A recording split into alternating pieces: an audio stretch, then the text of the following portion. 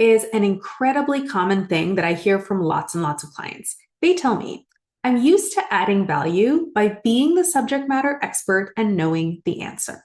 But now I'm finding myself being thrown into a lot of situations where I'm not the expert and I don't have the answer. And I don't just want to stay silent and have no influence on the situation, but I also am not trying to be like a BS artist. So what am I supposed to say when I just don't know? What you may not realize is that your I don't know actually holds a lot of value. And this is the basis of the first operating model flip that you have to make to level up as a leader. Operating model flip number 1 is I don't know is an asset, not a liability. There are actually 2 different kinds of I don't knows, and both of them are assets.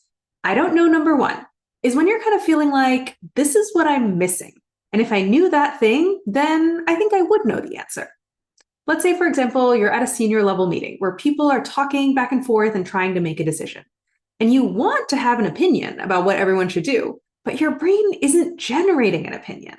Instead, your brain is saying, well, if I knew what the overall goal was, then I would have an opinion. Or your brain's saying, well, if I knew whether we were prioritizing thing X or thing Y, then I would have an opinion. Or your brain might be saying, if I just had this analysis that had been done, if I just had this key statistic, then I would have an opinion. You think that this is the reason that you should stay silent, but it's actually the reason that you should speak up. What's happening here is that the discussion is missing a key element, and your brain has spotted it. So your value add is not in saying, hey guys, this is the answer. Your value add is in saying, hey, this is what we need to do in order to get to the answer. We need to clarify what our goals are. We need to decide if we're prioritizing thing X or thing Y. We need to go do that key analysis or get that key statistic. So what you need to do is open your mouth and say that. Because chances are, if you're missing that element in this decision and in this discussion, other people probably are too. And you can clarify the discussion and add a lot of value by naming what's missing and getting the group on a path to finding that missing piece of the puzzle. I don't know number 2 is when you're like, I have a guess at the answer, but I don't know if it's correct. Let's say you're watching your colleagues arguing back and forth about what to do, and you have an idea for a possible solution, but you don't know if your idea is correct, and you don't want to sound like an idiot. It's also not your responsibility to make the final call, and you don't want to step on any toes, and you kind of feel like it's their job to work this out. Like, this might be above my pay grade.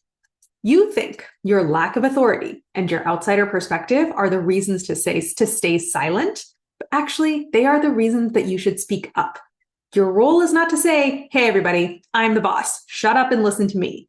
Instead, your role is to say, hey, can I give you guys an idea to react to? Your idea might be right, your idea might be wrong, but either way, giving people a concrete suggestion to push off of always moves the conversation forward. You can focus the discussion around a specific proposal instead of just, hearing a bunch of endless back and forth. And chances are you probably have a pretty good idea to suggest. Leveling up your leadership and operating at a higher level isn't just about knowing more or working harder. It's also about operating in a different way, very often the opposite way that has gotten you this far. And knowing what exactly those operating model flips are is just the first step. First step. You also have to customize those operating model flips to your situation. You have to test and experiment with your new operating model without taking undue risk. And you have to stay emotionally resilient through the unfamiliarity, the uncertainty, and the occasional inevitable failure that comes with building a new way of working. All of which is a million times easier with a coach. I help my clients consolidate all of that work into 1 hour a week with intentional experiments that we decide to try between sessions and with a regular cadence of after-action reviews and targeted adjustments, all of which ensures that this level up actually gets done instead of being a someday dream. And it also saves you a ton of time, bandwidth, and headache because you have enough to do already. Operating model flip number 2 for leveling up your leadership is coming tomorrow. So make sure to keep an eye on your inbox and subscribe to my email newsletter at poojav.substack.com if you haven't already.